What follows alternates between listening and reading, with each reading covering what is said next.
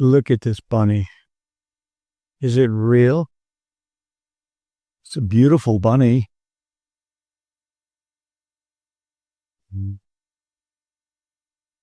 All magic comes with a price. And somebody's about to pay it. Yes, all magic comes with a price. And I think somebody's about to pay it. Look at this bunny. Is it real? Or is it fake? This is a real bunny. Look at this bunny. Look how cute it is. Oops, there we go. Sorry, buddy. Here you go. Here, have some of this. Here you go, bunny. Hi, my name is Mark Bernot. I'm a monetary economist. In this video, I want to talk about the economic alchemy of Russia, or the Russian collapse, as known today on YouTube. Okay, so everybody's talking about the Russian collapse. I'm going to put it in the framework of investment savings. I always like to analyze one specific aspect of this collapse and give you a little bit of theory and some real-life data behind it.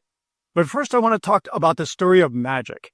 I brought into the idea that somebody is playing with magic and they're about to pay the price.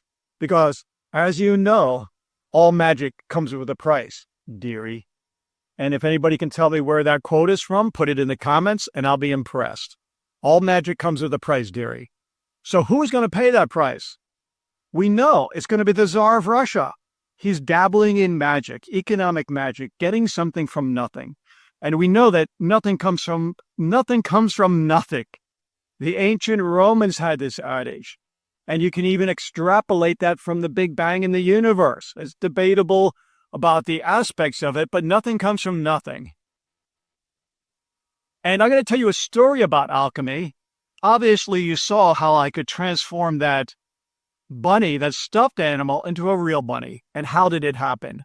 Well, Poland, at one time, I'll tell you an analogy from Polish history. Believe it or not, it was the most powerful and largest nation in Europe. You could debate me on that, but you can look at the maps of the 1600s. But unfortunately, it was still a time many years ago, and all empires come to an end. Probably fortunately, because we believe in freedom of all people, indigenous people, free movement of labor and capital now, and democracies and transparencies. So the ages of kings, it ended pretty early in more enlightened countries. But there was one king. He was the last king that ruled in the city of Krakow, where I live now. And he dabbled in something called alchemy. Now, before you throw stones and say, oh, what naive people, Thomas Newton wrote more books on physics and mathematics. Oh, yeah, on one more subject than that. And it was alchemy. Because there were two types of alchemists. The alchemists that would transform base human emotions like copper and silver into a gold human, into virtue. And that was a spiritual practice, but there was also a physical practice, transforming base metals into gold, such as copper. Of course, we can do it today with a particle accelerator, probably somewhere in Switzerland, mile-long tunnel, but we can do it, but the cost is greater than the benefit. Kind of like nuclear fusion on a large scale.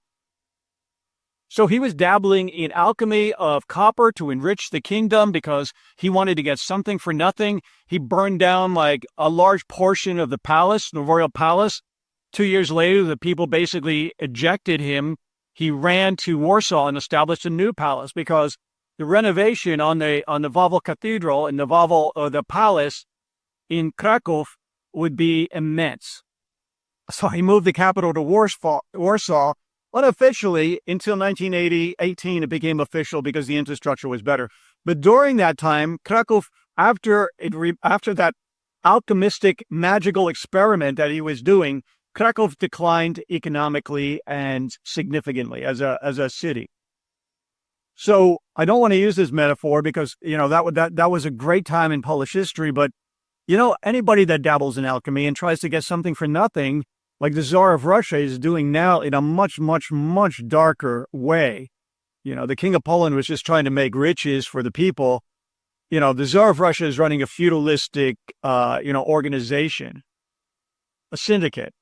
And as you know that, the Tsar of Russia is trying to get something from nothing. So I want to talk about this from a economics theoretical standpoint and why the collapse is imminent. It will happen. You got a lot of YouTubers talking about the Russian economy collapse, but it's happening because of this alchemy.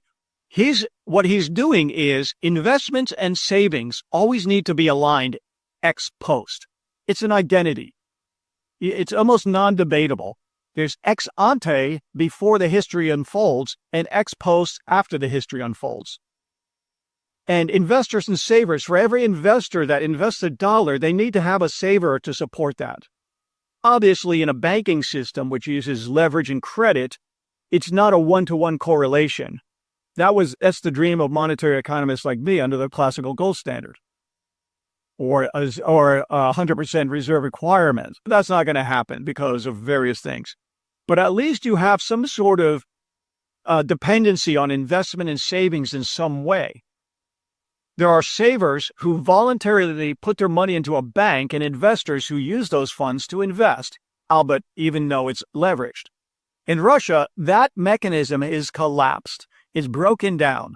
What you have is a situation that F.A. Hayek would call forced savings.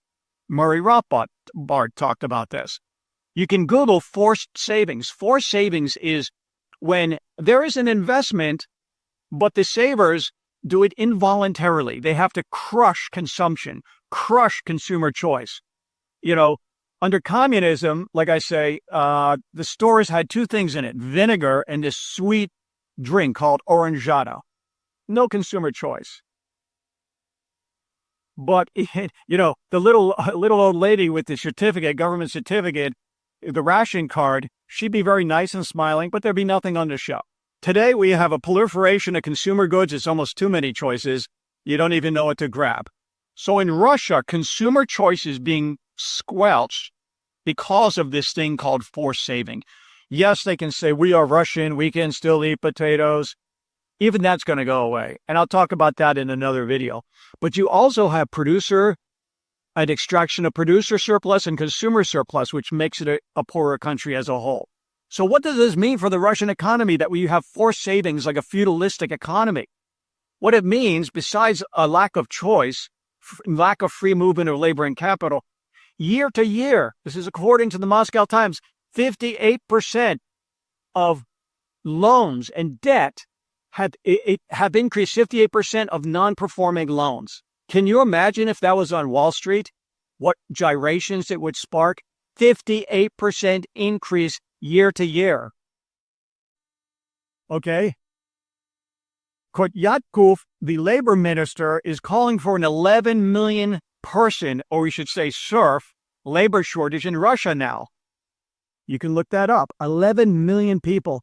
I think that's an underestimate because nothing that comes out of Moscow is not filtered through the lens of the Kremlin. I think basically their labor shortage is so exacerbated that they just can't fill any jobs because they don't have the money, the gold in their coffers to fill up and pay people the right wages. How much people are being paid? Okay, this goes back to this investment savings for savings. People make in Russia the modal. Okay, it's always better to look at the mode, a statistical mode, which is the most frequent occurrence, not the average or medium, because that's skewed by these, oligarchs.